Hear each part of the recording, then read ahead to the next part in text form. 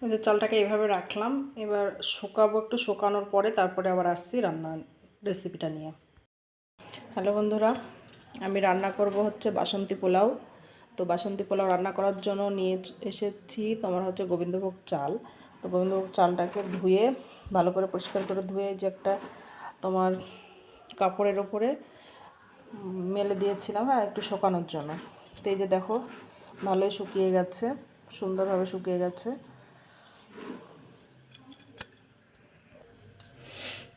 দিয়ে ওর মধ্যে দিয়ে দিচ্ছি, চালের মধ্যে দিচ্ছি তোমার আদা বাটা,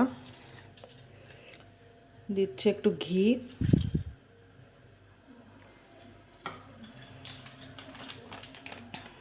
দিচ্ছি একটু হলুদ,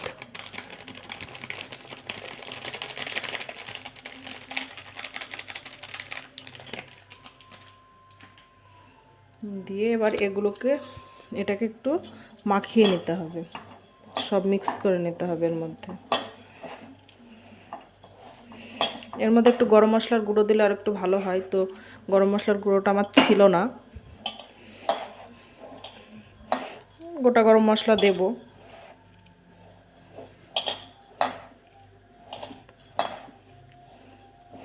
এটাকে ভালো করে মাখিয়ে নিতে হবে।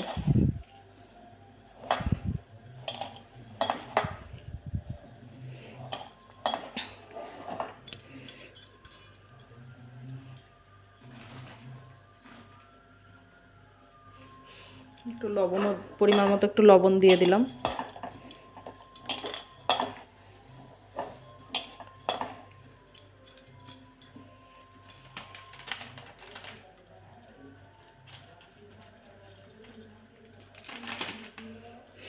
অনেকের মধ্যে ফুড কালার দেয়, তো ফুড কালারটা আমার ছিলও না, দিওনি হচ্ছে হলুদেই ভালো কালার চলে আসে, ওই জন্য ফুড কালারটার আর কোনো প্রয়োজন নেই। যে ভালো করে মিক্স করা হয়ে গেছে।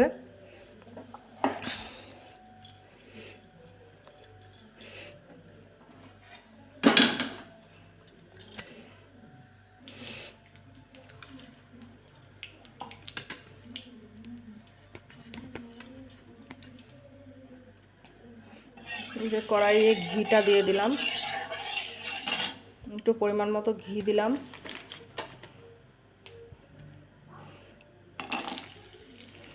ঘি দিয়ে যে কাজুগুলো ভেজে নেব,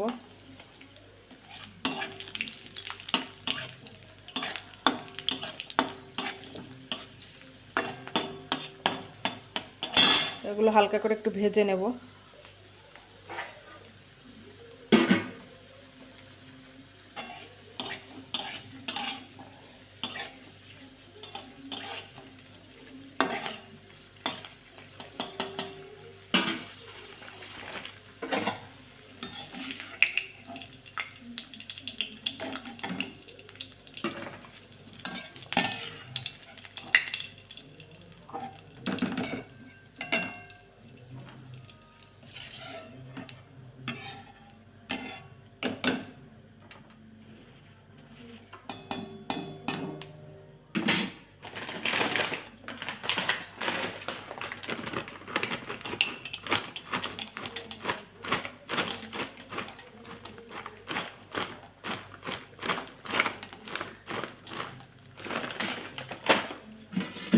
তারপরে যে কিশমিশগুলো ভেজে নেব।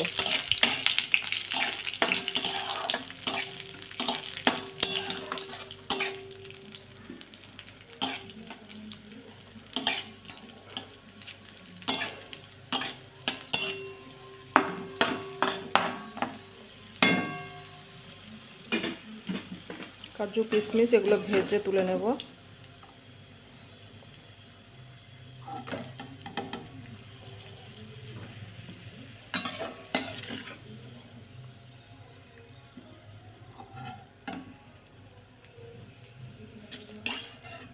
একেবারে তো পোলাওটা একটু ঝরঝরে করতে গেলে না, তোমার পোলাওটা ধুয়ে ভালো করে শুকিয়ে নেওয়াটা খুব দরকার। শুকিয়ে নিয়ে তারপরে ওগুলো মাখিয়ে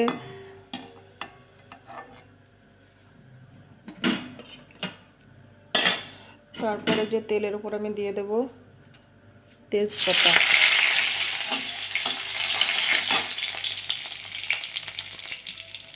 আর দেবো হচ্ছে এই যে এলাচ, লবঙ্গ আর দারচিনি দিয়ে দেব। দিয়ে এর উপরে এই যে এই চালগুলো দেবো, ম্যাগনেট করা চালগুলো দেবো।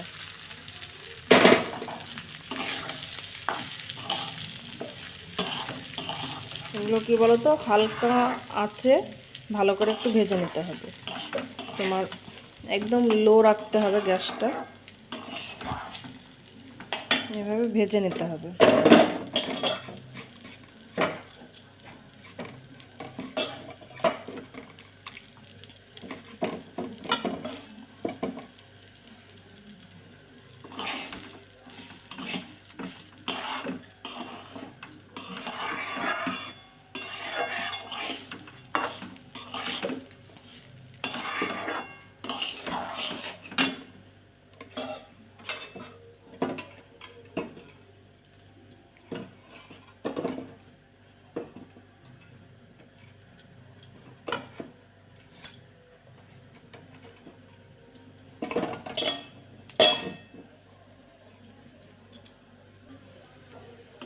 এই যে চালটা ভালোভাবে ভাজা হয়ে গেছে।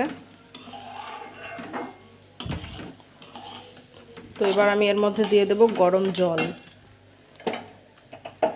আমি আর একটা জায়গায় গরম জল বসিয়েছি, সেই গরম জলটা এর মধ্যে দিয়ে দেব।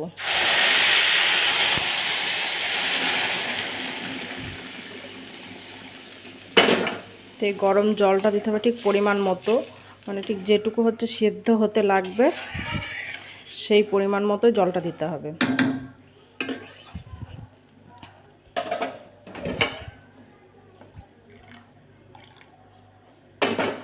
জল বেশি দেওয়া যাবে না।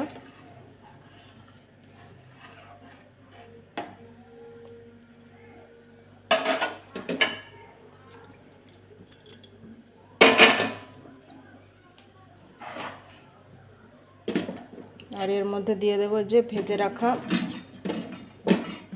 কাজু কিশমিশগুলো এর মধ্যে দিয়ে দেবো।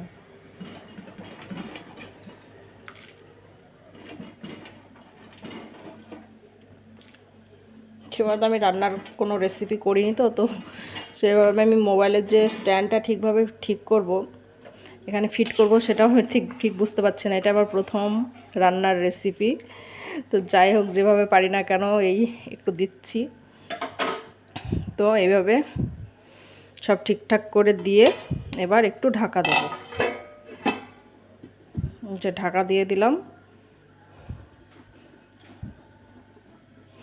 এটা 10 মিনিট মতো জাল দিলেই হয়ে যাবে। তো আমি ঢাকা দিয়ে দিলাম, তারপরে দেখা যাক। এই যে একটু নেড়ে দেব।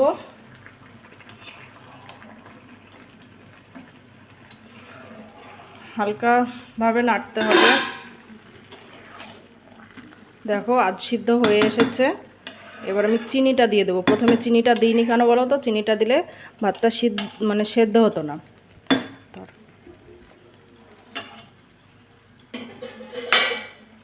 যে যেমন পরিমাণে চিনি খাবে সেই পরিমাণে তোমরা চিনিটা দেবে, মানে যেমন মিষ্টি খাবে সেই পরিমাণে চিনিটা দেবে।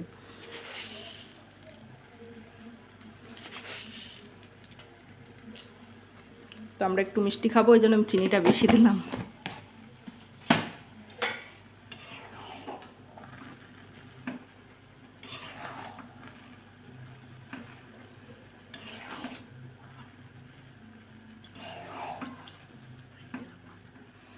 যে চিনিটা মিক্স করে দিলাম, এবার একটু ঢাকা দেব।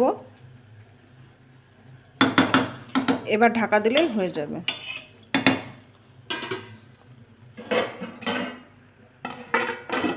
এই যে ঢাকা তুলে ধরবে ক্যামেরাটা। আচ্ছা,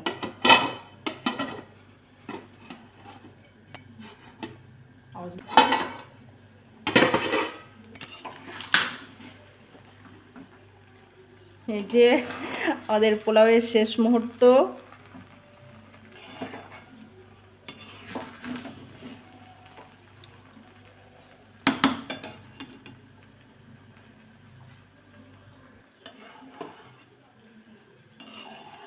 এই যে দেখতেই পাচ্ছ কত সুন্দর ঝরঝরে হয়েছে।